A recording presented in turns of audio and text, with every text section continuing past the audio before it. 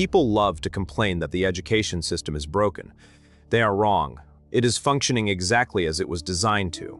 Over a century ago, the industrial titans did not build schools to create independent, critical thinkers.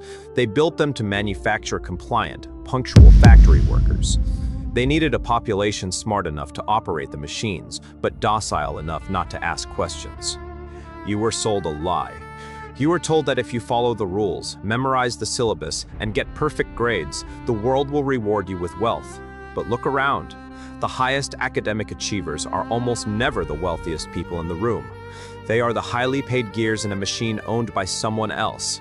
Welcome to the straight A trap.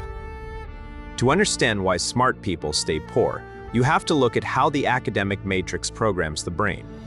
In school, you are given a syllabus. All the answers are known. If you make a mistake, you are punished with a lower grade. This conditions high IQ individuals to develop a terrifying flaw, the paralysis of perfection. They become terrified of failure. They analyze every possible risk until they talk themselves out of taking action. But true wealth exists in the realm of asymmetric risk.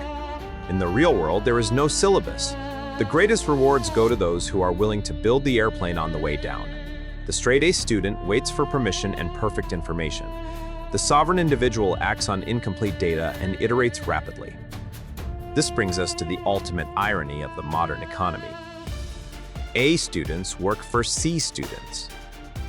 While the A student is busy perfecting their resume to beg for a job, the C student realizes they don't need to know all the answers. They just need to hire the people who do. The elite do not prioritize absolute knowledge, they prioritize. The wealthy entrepreneur doesn't need to be the best accountant, the best coder, or the best lawyer. They use their capital to rent the cognitive bandwidth of the straight-A students who are too terrified to start their own firms. You are either the architect of the system, or you are the human capital being optimized by it. Your diploma is not a shield. It is a receipt for your obedience training. If you want to escape the matrix and build true wealth, you must ruthlessly delete your academic programming. Stop waiting for someone to grade your work. Stop asking for permission to be successful. Embrace failure not as a punishment, but as the fastest mechanism for data collection. Drop the illusion of the perfect syllabus and pick up the tools of leverage. Subscribe to Unshackled Wealth, and let's unlearn the matrix together. I'll see you in the next tale.